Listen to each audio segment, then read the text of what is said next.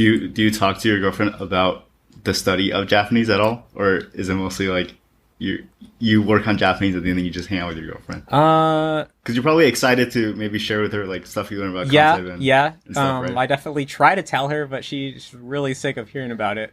I know that because I mean, she's interested in I mean, I think she's more interested in the Japanese language than probably the average Japanese person.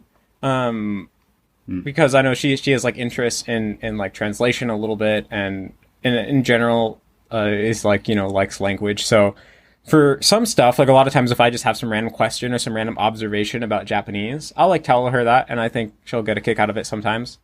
But there's definitely like a line where like I know sometimes I'm like, I'm reading something about concept and pitch accent. And I was like, oh, there's this one pattern where it does this, and then, like, I mean, I know she'll probably listening just because she, wants to be nice, but I know I can like tell she doesn't really care. So I try to not like go overboard with it, but yeah, and then also like sometimes she'll like correct me if I like say something wrong in Japanese. By the way, my girlfriend's sitting right there, so it's like kind of weird to talk about it like this in English, but. Yeah, she's probably not really listening, but but yeah, like sometimes she'll correct me with like pitch accent stuff, or just like in general, like being like, oh, like we don't act like that. That sounded kind of weird. I think you're just like saying so. You're like translating English into Japanese or something. So I'm really happy whenever that happens, but I think I don't try to like force her to correct every single little thing, because that would probably get annoying for both of us, honestly. So yeah, I think she probably just corrects me when it like naturally sticks out to her something that I said, which is like, I don't know, less than once a day on average, maybe once a day on average. So, and that's now that we're like that she's staying with me. Probably like, yeah, I should have mentioned that, but normally she lives in Japan and I live in America, but she's like visiting me for this whole month.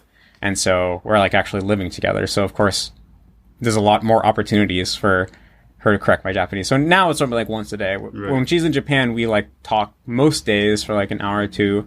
And then most days she probably wouldn't actually correct me. But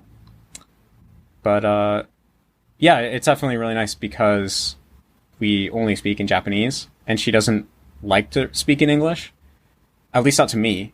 I think in her mind, well, cause we all say we have different like personalities in like English and Japanese, or in like all the different languages that we speak, and I think she like doesn't really like my English personality. That kind of seems to be the case. So when I speak English, you would think like if you spoke English, you would have more of a mysterious. Yeah, I mean, every other Japanese person I've met is like that. Like that, I think what probably a lot of people have heard, and I've definitely heard, is that Japanese people will tell you like, oh, when you speak English, you sound like really cool, but when you speak Japanese, you sound cute, and they think it's a compliment. But of course, I'm never happy to hear that I sound kawaii when I speak Japanese. I want to be kakkoi.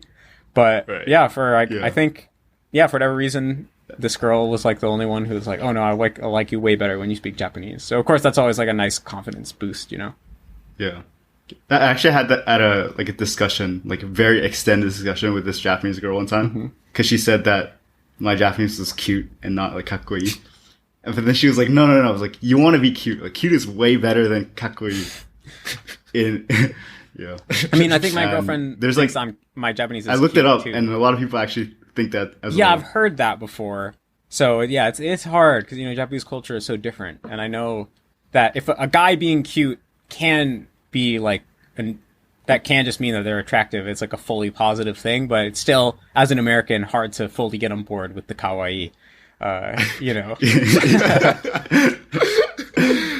not about that. Kawaii-chan. Yeah, but I mean, I know my girlfriend still says that I'm cute. Like when I speak Japanese or just whatever. But I know that she actually likes it, so it's kind of like, okay, I guess. Because I know like sometimes I've definitely been like friend zoned in the like oh no, you're really kawaii, but I'm really interested in you, type of thing. So that I've had experiences like that, so that's why I'm like really skeptical. But I know at least in the case of my girlfriend that she actually does like me, and I'm kawaii, I guess. So it's whatever. I see. So it's more a form of PTSD rather than. Probably, yeah, probably. Because what would always happen is they like when I was at college, and I had a bunch of foreign exchange student friends. They'd always tell me like, "Nihon ittara zettai moteru yo," which is like, yeah.